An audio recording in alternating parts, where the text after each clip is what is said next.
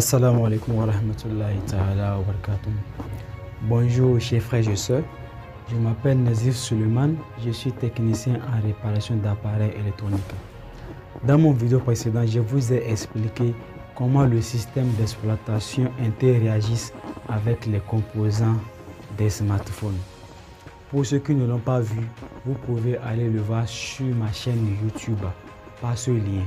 Aimez, partagez et abonnez-vous à ma chaîne YouTube pour ne plus rater mes prochaines vidéos. Aujourd'hui, je vais vous expliquer comment le système d'exploitation communique avec les applications que nous téléchargeons dans nos smartphones. Le système d'exploitation est très capital pour le bon fonctionnement de notre smartphone. Le système d'exploitation sécurise notre smartphone contre le piratage, contre les logiciels malveillants, contre les fichiers malveillants. Il scanne, analyse nos données pour s'assurer que nous n'avons rien de mauvais dans notre smartphone. Lorsque vous téléchargez une application sur Play Store, l'application s'installe directement parce que les applications sur Play Store sont dites vérifiées.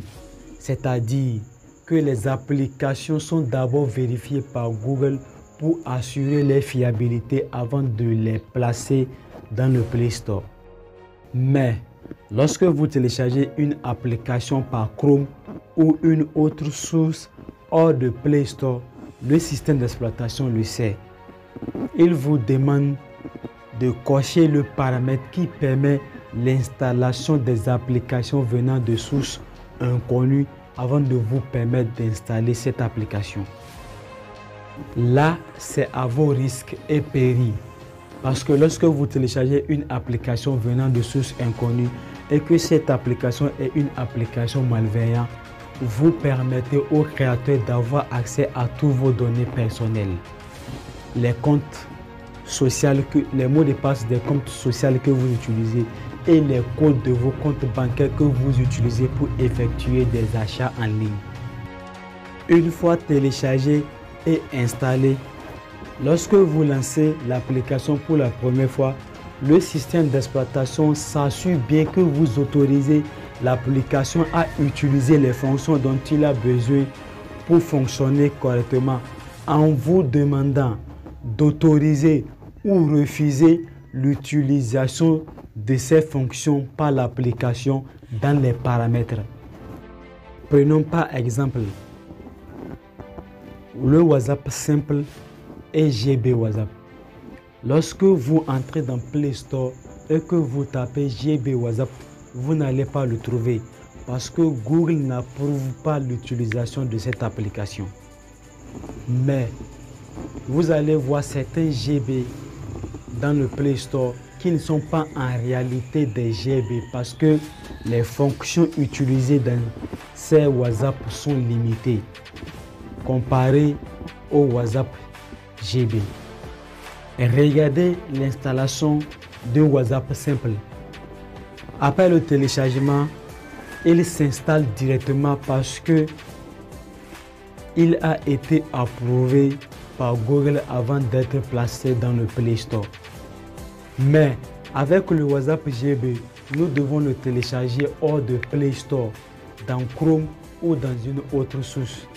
Mais après le téléchargement, lorsque nous voulons lancer l'installation, le système nous demande si vraiment nous voulons installer cette application. Le WhatsApp, une fois téléchargé et installé, le système d'exploitation ne permet pas à l'application d'avoir accès directement aux fonctions de notre appareil pour cause de sécurité. Maintenant, pour permettre à WhatsApp d'utiliser les fonctions dont il a besoin pour fonctionner, vous allez dans les paramètres d'application, cherchez WhatsApp, puis autorisation. Au niveau des autorisations, vous demandez au système d'exploitation d'autoriser WhatsApp à utiliser les fonctions dont vous autorisez vous-même. Dans mon cas ici, j'autorise 4 fonctions. En autorisant ces fonctions, je demande au système d'exploitation de permettre à l'application WhatsApp d'avoir accès à mes contacts, à mon appareil photo, à mes SMS. Maintenant, dans WhatsApp, je peux voir mes contacts parce que je l'ai autorisé. Si je sélectionne un contact et j'essaie de lui envoyer une photo par exemple, le système d'exploitation bloque d'abord WhatsApp et me demande d'autoriser WhatsApp à utiliser mon stockage de fichiers. Une fois autorisé, je peux entrer dans mon stockage de fichiers et envoyer. Toutes les applications que vous utilisez dans vos smartphones ont besoin des fonctions de votre appareil pour fonctionner. Sans votre autorisation, le système d'exploitation ne peut pas permettre à ces applications d'avoir accès à ces fonctions.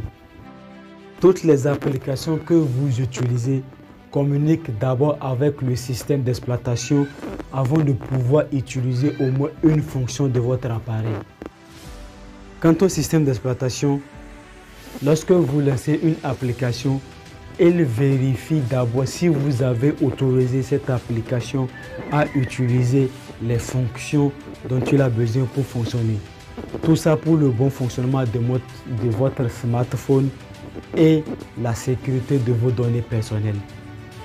Quelle qu'en soit l'application que vous utilisez, que ce soit l'application dont le système d'exploitation est venu avec, ou que ce soit les applications que vous téléchargez sur Play Store ou hors de Play Store, le processus d'autorisation est la même. Le système doit s'assurer que c'est vous qui donnez l'autorisation à cette application d'utiliser les fonctions dont il a besoin. Que ce soit le gestionnaire des fichiers, que ce soit WhatsApp, que ce soit l'appareil photo ou que ce soit le microphone, toutes les applications suivent ces processus d'autorisation avant de pouvoir utiliser les fonctions de votre appareil. Merci de m'avoir suivi, chers frères et sœurs. Voici la fin de notre vidéo et à la prochaine fois.